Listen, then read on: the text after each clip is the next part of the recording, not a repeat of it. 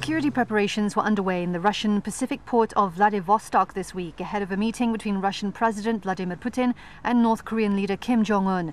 Putin and Kim were expected to meet for the first time on Russky Island in Vladivostok. The summit was to take place on the campus of Far East Federal University, where security had been tightened since last week. The sports complex at the university was closed and workers were seen bringing in pieces of furniture, a Reuters TV crew at the site reported. A white tent had been erected next to the sports complex. Security guards at the entrance to the campus were stopping and searching vehicles as they drove in. There were no signs of preparation at Vladivostok railway station.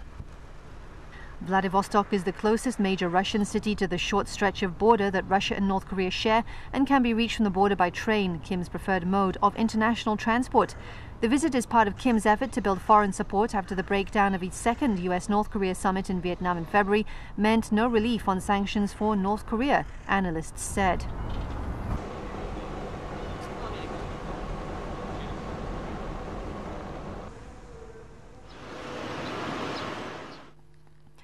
North Korean leader Kim Jong-un crossed the border into Russia this week by train, Russian media reported, for his first trip there aimed at galvanizing support from President Vladimir Putin, while nuclear talks with Washington are in limbo. Kim was expected to project himself as a serious world player with his first meeting with the Russian leader and at the same time seek assistance from a key ally to ease economic pressure brought on by US and international sanctions. The young leader was to meet with Putin in the Russian Pacific port of Vladivostok, with a nuclear stalemate with the United States topping the agenda, Kremlin aide Yuri Ushakov said. Arriving in an armored train at the Russian border station of Kasan, Kim was greeted with flowers and traditional gifts of bread and salt.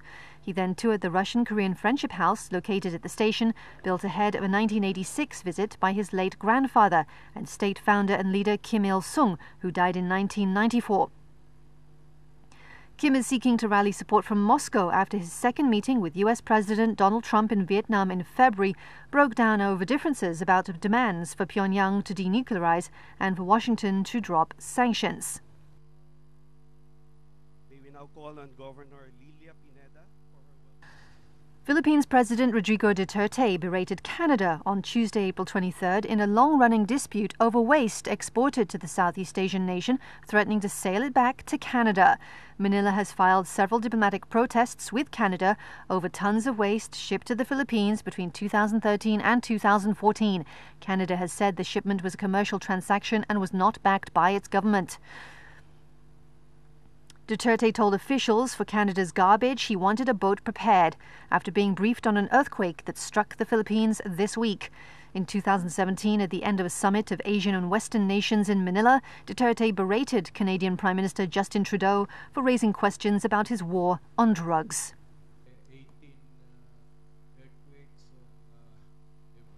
earthquakes The Secretary General remains concerned. UN Secretary General Antonio Guterres believes the prosecution of two Reuters reporters in Myanmar was unacceptable and will go on pursuing their release, a spokesman said this week. Guterres' spokesman told reporters after Myanmar's top court rejected an appeal of their conviction that it was unacceptable that these journalists were prosecuted for reporting on major human rights violations against the Rohingya in Rakhine State. To strengthen the protection of journalists. Sri Lankan President Maithripala Sirisena said he would change the heads of the country's defence forces following their failure to prevent suicide bombs that killed over 300 people, despite the fact that they had prior information about the attacks. In a televised address to the nation, Sirisena said the changes would happen within 24 hours. Indian intelligence officers contacted their Sri Lankan counterparts 2 hours before the first attack to warn of a specific threat on churches, one Sri Lankan defence source and an Indian government source told Reuters. Another Sri Lankan defence source said a warning came hours before the first strike. Islamic State claimed responsibility for the attacks without providing evidence of its involvement. මෙම තොරතුරු ලැබීම පිළිබඳව මා දැනුවත් කළා නම් මා වහා ඒ පිළිබඳව අවශ්‍ය. Many tourists are cancelling their trips to Sri Lanka after deadly terrorist attacks left 310 people dead and over 500 injured. The South Asian country, known for its beautiful beaches and sunsets, witnessed a sudden drop in tourist arrivals after multiple blasts ripped through churches and hotels on Sunday. When asked how the bombings have affected business, Jetwing Hotels chairman Shiramal Corey said it was difficult to give exact figures, but many tourists were cancelling their reservations. Sri Lankan police have arrested 40 suspects connected to the attacks, and security has been beefed up across the country. To prevent further possible bomb attacks, the authorities have imposed curfews at night and declared a state of emergency to give the military and police more powers. Sri Lanka Tourism Development Authority Chairman Kishu Gomez said the attack's impact on Sri Lanka's tourism economy is inevitable, but he expressed confidence that the situation in Sri Lanka would gradually return to normal.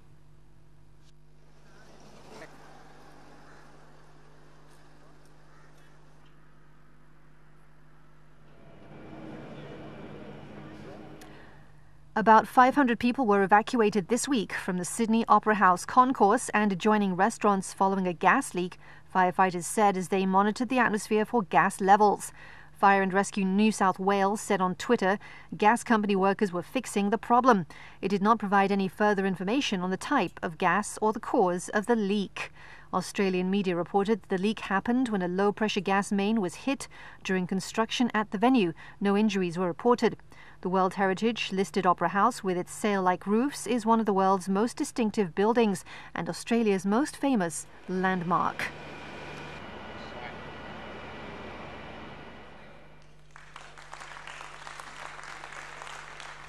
Japan has passed a law compensating tens of thousands of people sterilized, often without their consent, under a government program to prevent the birth of inferior descendants that remained in effect until 1996.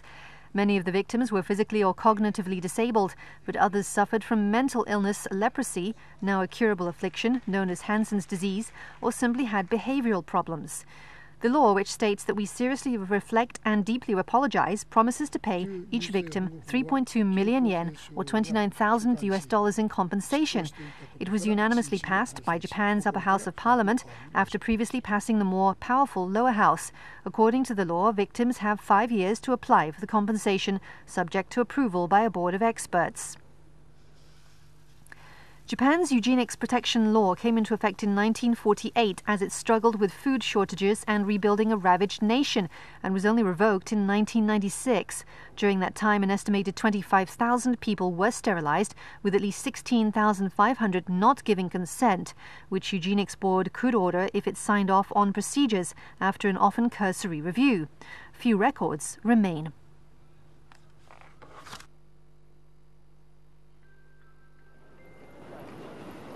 A massive natural disaster, rapid technological change and anxiety about the future. That's what university student Yuri Harada thinks of when summing up her impressions of Heisei, the era of current Emperor Akihito's rule. Harada was an 11-year-old elementary school pupil in Tokyo when a massive 9.0 earthquake and tsunami hit northeast Japan on March 11, 2011, triggering a nuclear meltdown. Harada, now 19, remembers well the panic and how she had to walk 3 hours to get home since trains had stopped. When she got home, she saw the devastation on TV, which shocked her. As an elementary school student, Harada longed for a smartphone, just beginning to spread in Japan. At first, her parents said it was too costly, but by the time she was in junior high, the devices had become ubiquitous.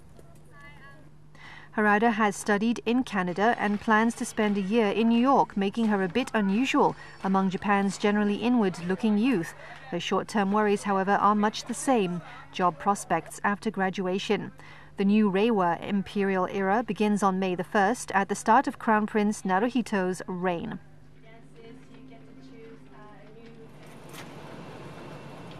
For 52-year-old former Japanese salaryman Kenji Saito, the Heisei era was a time of shocking change but also liberating opportunity. Saito, then a computer systems engineer, was on a business trip in November 1989 when he got a phone call from a relative who told him his employer, the country's oldest and fourth largest brokerage, was headed for collapse under the weight of losses it had hidden for years after the bubble economy of soaring asset prices burst. The Heisei era, which began on January 7, 1989, saw the unraveling of a lifetime employment system, once a pillar of the country's post-war rise. Saito, who had expected to stay at Yamaishi until retirement when he joined as a 22-year-old college graduate, suddenly lost his job with 8,000 other employees. He continued to work as a systems engineer in a company headed by his former boss, but by 2005 he had had enough of the corporate rat race and left to start a ramen noodle shop. He now has 10 restaurants. The economic stagnation of much of the era has left a gloomy taste for many, but Sato said he himself felt liberated. He worries, though, that many Japanese lack the entrepreneurial attitude he has. Emperor Akihito is due to abdicate on April 30th and hand over the reins to Crown Prince Naruhito, whose era, which starts on May 1st, will be called Reiwa.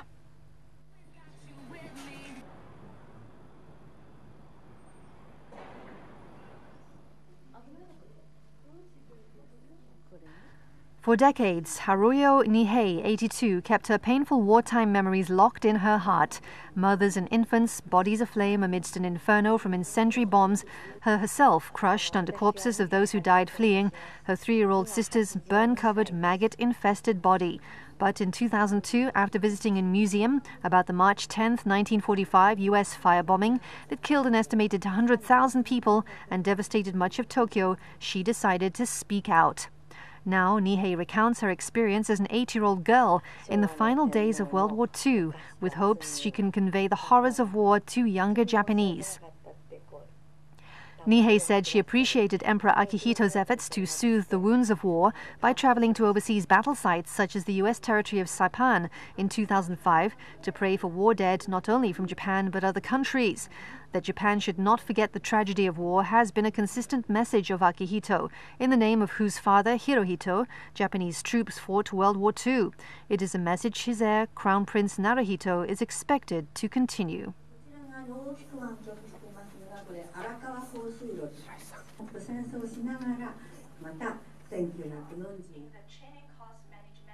The China IMF Capacity Development Center CICDC is hosting a new term of training in northeast China's city of Dalian, and trainees from China, Armenia, Kazakhstan, Thailand and other countries along the Belt and Road route are receiving training in financial policy. Chinese trainees mainly come from a dozen departments, including the National Development and Reform Commission and the People's Bank of China, and foreign trainees mainly come from nearly 40 countries from Southeast Asia, Central Asia, Africa and Latin America. The CICDC, set up in May 2017 at the First Belt and Road Forum for International Cooperation, has trained about 600 officials of related countries in its 19 terms. The center set its office in China's capital Beijing and has 2 training venues in Dalian and Shenzhen. The training courses include macroeconomic management and policies, monetary policies and financial planning, among others, which show not only the expertise of IMF in the macroeconomic and financial area, but reflects the needs of China and other Belt and Road countries. The building, as I mentioned, and it's a lovely center. All the A police officer in China's southwest Yunnan province has pulled a 2.7-meter-long king cobra out from a car engine. A woman encountered a big snake crawling on the road when she was out driving with her family. She never expected the snake to enter the car chassis and hid out for one night.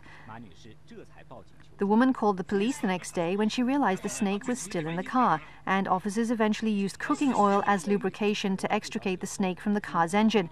Chinese state television CCTV reported. The snake was later released to the wild by a police officer.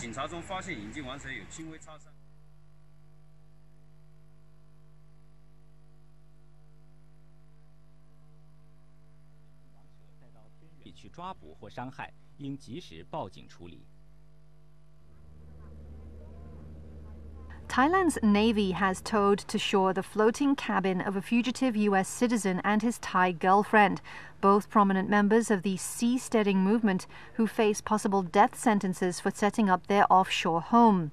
The cabin, set on top of a spa 14 nautical miles or 26 kilometers off the Thai island of Phuket, had been touted as a milestone in the movement to build floating communities in international waters as a way to explore alternative societies and governments. Authorities have revoked the visa of Bitcoin trader Chad Elwartowski, 46, and charged him and his partner Suprani Tebdet with violating Thai sovereignty, punishable by the death penalty or life in prison. The Royal Thai Navy dismantled the structure before towing it to shore for use as evidence in the government's case. Rear Admiral Vitanarat Kochasini told reporters the couple announced on social media declaring their autonomy and invited others to join them. The couple lived in the cabin for 2 months and left before the Thai Navy raided it on April 13th. Their whereabouts are unknown, though the government believes they are in Thailand.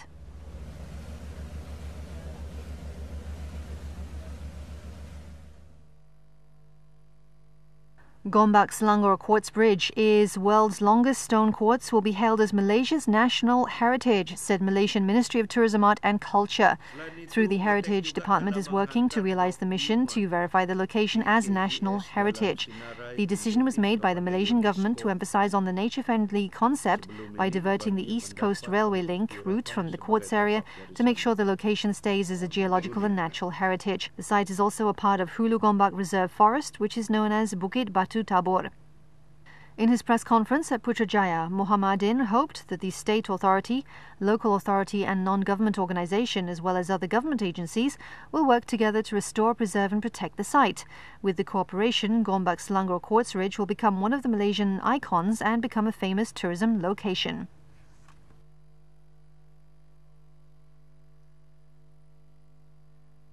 NASA's robotic probe InSight has detected and measured what scientists believe to be a Marsquake, marking the first time a likely seismological tremor has been recorded on another planet.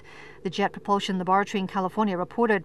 The faint rumble, characterized by JPL scientists as a likely Marsquake, was recorded on April the 6th, the lander's 128th Martian day or sol. Scientists are still examining the data to conclusively determine the precise cause of the signal, but the trembling appeared to have originated from inside the planet as opposed to being caused by forces above the surface, such as wind. The April 6th rumble on Mars stood out because the surface of the red planet is extremely quiet in comparison with Earth. No estimated Earth magnitude equivalent was immediately given for the apparent Mars quake.